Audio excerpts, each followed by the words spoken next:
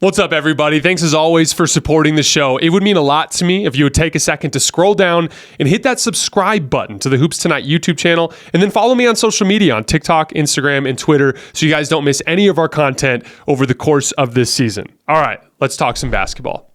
All right, moving on to Wolves-Bulls. This is a really fun game. The Wolves jumped them early. It was a classic, like January, February regular season game early on. It was sloppy. It was way in the up and down open floor type of play style. The Bulls in particular were not doing a very good job of packing the paint to test Minnesota's decision making and their spot up shooting, which is the kind of the game plan for Minnesota. We're going to talk about that in a little bit. Like, you got to pack the paint, you got to get the ball, you got to test the decision making of their stars. Like, the Wolves are actually 24th in spot up efficiency this year, something we'll dive into a little bit later. And they turn the ball over more than everybody else in the league per 100 possessions, except for the Jazz and Pistons. And so when you actually make the Wolves be decisive and make them shoot from or I shouldn't say shoot, but play off of closeouts, that's where you can have success defensively. And they just did not do that in the first half. They were getting killed in transition.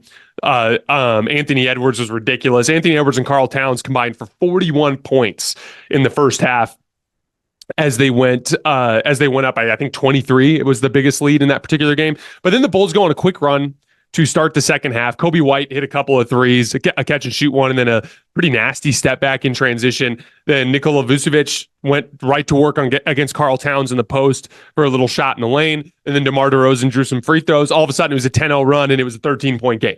And from there, it just turned into a dogfight. The Bulls' defense in the second half was amazing. They did a much, much better job of keeping the game in the half court and forcing the Wolves into their worst tendencies. Much better execution on offense. They shot the ball better. They turned the ball over less, which kept Minnesota out of transition. And then in the half court, they just really did a much better job of preventing the Timberwolves getting easy shots around the basket and forcing them to spray out to shooters. And you could really see that in the play type data. They only had 10 spot up possessions, Minnesota did, in the entire first half, and they had a few dozen in the second half. So like an entirely different type of play style from the Bulls. They were doing a really nice job of sticking to their scheme. So they were ducking under ball screens with Mike Conley.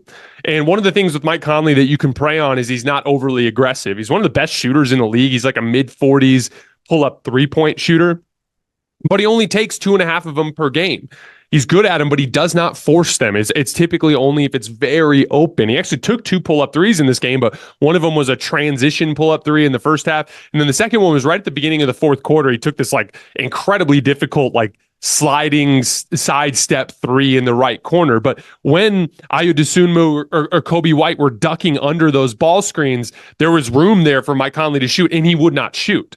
And so that allowed the Bulls to stay home on the roll man, in this case, Gobert. And so most of those ball screens just weren't generating any sort of advantage. And then in addition to that, Alex Caruso just did an amazing job on Anthony Edwards in the second half, just being physical with him, cutting off his driving lane, same thing, kind of ducking under picks, but making sure he doesn't feel super comfortable as he rises up into that pull-up jump shot. Again, it's just such a weapon to have a player like Alex Caruso who can actually make opposing stars uncomfortable. It's one of the most important parts of having a team that can win the championship. When you actually look around, it's like the job that Aaron Gordon did last year on LeBron James and on Kevin Durant on the way to the Nuggets winning the title, the job that Andrew Wiggins did last year, guarding the likes of Luka Doncic and Jason Tatum, right? The job that Drew Holiday did in 2021, the job that Alex Caruso and Kentavious Caldwell-Pope did in 2020, that ability to have guys that can really, really defend at the point of attack, not just well enough to fulfill their role in the scheme, but actually to get in the head of the offensive player a little bit to where they don't feel as confident.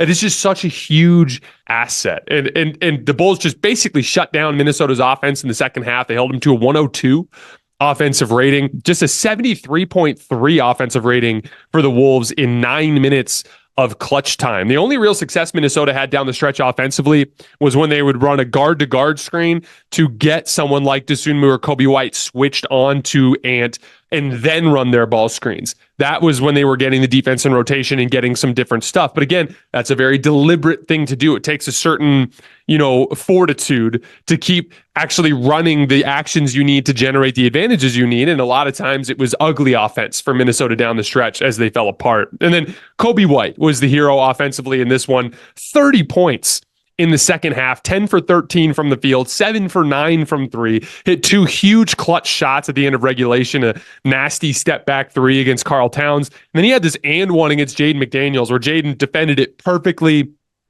funneled him under the basket, walled him up, and he just somehow reached back behind him and finished at the rim and got an and one. It was the actual lead changing shot that put them up, I think 112, 110 at that point. He's got a real case for most improved player this year. Over the course of the last 37 games, which is basically when the Bulls started to get it together, Kobe White's averaging 22 points, 5 rebounds, and 6 assists on 49% from the field, 43% from three, and 82% from the line. He's just on a hell of a run. The Wolves did end up tying the game and sending it to OT. They ran their best possession of overtime, or of regulation, I should say, in crunch time. Anthony Edwards ran a ball screen. This time he couldn't get separated from Caruso, but he had a nice little kind of snake dribble move to get onto the other side of the ball screen against Vucevic. That got the defense into rotation. They had a really good ball movement possession where the ball was popping around. It ended up in Karl Towns' hand at the top of the key. He ends up hitting the 3 to tie the game and send it to overtime. But once again, the Minnesota offense just faltered in OT, and DeMar DeRozan took over the game in overtime. He scored or assisted on 12 of Chicago's 14 points, and the Bulls got the win. Here's a fun fact for you. The Bulls have the 10th best record in the league since November 30th. They're 19 and 13. They have the 10th best defense in the league over that span. A really athletic core of perimeter players. And that's the key, because when they really get to flying around, getting into the basketball and then flying around in rotation, they can be really difficult to score on. And then they're an excellent rebounding team, thanks to the likes of Andre Drummond and Nikola Vucevic. They are 5th in defensive rebounding since November 30th. On the offensive end of the floor, super balanced scoring, 23 points a game from Kobe, 23 points a game from DeMar DeRozan, 19 points a game from Nikola Vucevic. And then Pat Williams, Ayo Dosunmu, and Alex Caruso are all averaging double figures over that span. They may not be a great team. They may not have championship potential, but they're a fun team, and they're capable of being very good. And they're a lot, like I said, they're just a lot of fun to watch. And watching that Wolves Bulls game was one of my favorite regular season games of the season. It was just super fun, back and forth. Even in spite of the crazy defensive effort from Chicago, Anthony Edwards still made some crazy shots down the stretch. Hit a 30-footer on the left wing. It had some crazy finishes around the rim. It was just a fun game to watch. On the Minnesota end, once again, their clutch offense ends up being an issue. A 73 offensive rating in 9 minutes of clutch time. In their last 9 games that have involved clutch situations, they are scoring just 98 points per 100 possessions. That is atrocious in a large sample size. They are just 3-6 in those games too, so it's directly leading to losses. They're also down to 20th in clutch offense for the season. This is something that I've preached about all year, and it just continues to be an issue. You could literally hear it on the broadcast. The Wolves announcers were talking about it. You could hear them saying, where are the Wolves going to go for offense here down the stretch? Alex Caruso has put the clamps down on Anthony Edwards. These are things that the Wolves announcers were literally saying. Even the shots they made down the stretch were extremely high difficulty shots, like Ant making a 30-footer when they were already down big, or getting to the foul line when he's driving into traffic. There was no real free-flowing, easy-looking offense. It's not the type of top-tier execution that you're accustomed to seeing from teams like Denver, if that makes sense. And really what it comes down to, and I've been watching this for a while over the course of the last month, the teams can really pack the paint against the Wolves, which will force them to make the right reads, and they can struggle on that front. They have the 4th most turnovers per 100 possessions in clutch situations. By the way, that's an extension of an issue that they have over the course of the 48 minutes as well. They don't take care of the basketball well. That continues to be a problem in clutch time. They had a huge turnover in OT last night when it was a 4-point game where Jaden McDaniels threw the ball away to Alex Caruso, quickly led to 2 points for the Bulls, and all of a sudden they were down by 6. And then you can get away with packing the paint against them because all you have to do is chase them off the three-point line. They're not a high-level closeout attacking team. It's crazy because they shoot the ball extremely well. When you just look at catch and shoot efficiency, the Timberwolves are one of the best teams in the league. But when you actually look at their ability to convert spot-up possessions, which again, that's the actual read of your ability to space the floor. A catch and shoot three is just, we talked about this earlier when we were talking about the Bucks and the Suns. That's just one element to beating high-level defense.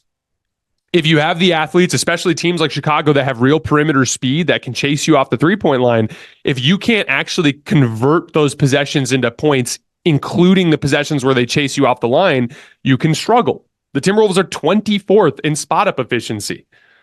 Jaden McDaniels is below average, 47th percentile converting spot-up possessions. Karl Towns, excellent catch-and-shoot guy, but chase him off the line and he struggles. Only converts spot-up possessions at 0.94 points per possession. That's 31st percentile. Anthony Edwards, 55th percentile, barely above average. And then Rudy Gobert's out there too. And so like it just turns into this situation like you can force them to play drive and kick by chasing them off the line, and they're probably going to turn it over or force a bad shot, make some form of mistake, and they can struggle to score. And so all of those factors just combine to make them relatively easy to guard, especially by the better defenses in the league in the slowdown environment at the end of games. And then to make matters worse, their defense hasn't been very good as of late. That same 9-game span of crunch time games, they have a 130 defensive rating. And even though they have the best defense in the league by defensive rating over the entirety of the season, they are just 19th in clutch defense this year. It's definitely something to keep an eye on. And it's like, there's some entry points there. Mike Conley's an entry point. Like Kobe White's taking Karl Towns off the bounce. There's a difference between your base defensive scheme and what you can accomplish versus what is your entry point? Where is the weakness? There's something to be said about your weakest link in those environments. But I'm not as worried about their defense. I think they're going to figure out how to get stops again like they have been for the most part this season, but it has been a little bit of a concern in clutch situations. But the stuff on offense is the big red flag. Like, I think their defense is mostly awesome. It's going to keep them in games, but will they be able to go shot for shot with the likes of a Nikola Jokic, with the likes of a Kevin Durant, with the likes of a, Kawhi Leonard, with the likes of a LeBron James? That's going to be one of the big determining factors for this team in the playoffs. And again, like take my word for it. My favorite team, the Lakers last year, had this exact same issue. They were really bad in clutch time last year. They specifically struggled with over-the-top shot making, and they would stay in every single game on the strength of their defense. And then the Denver Nuggets would just pick them apart with Nikola Jokic and Jamal Murray just being better at playing clutch time basketball. It's actually one of the reasons why I'm more encouraged about the Lakers this year. Last year, LeBron shot 46% in clutch time. This year, LeBron's shooting 62% in clutch time, and he's got his pull-up jump shot back. It's like a huge swing factor for that particular team. But a lot of times, like, it comes down to who can execute in the final 5 minutes. And that's been an issue for Minnesota, and it's something to keep an eye on.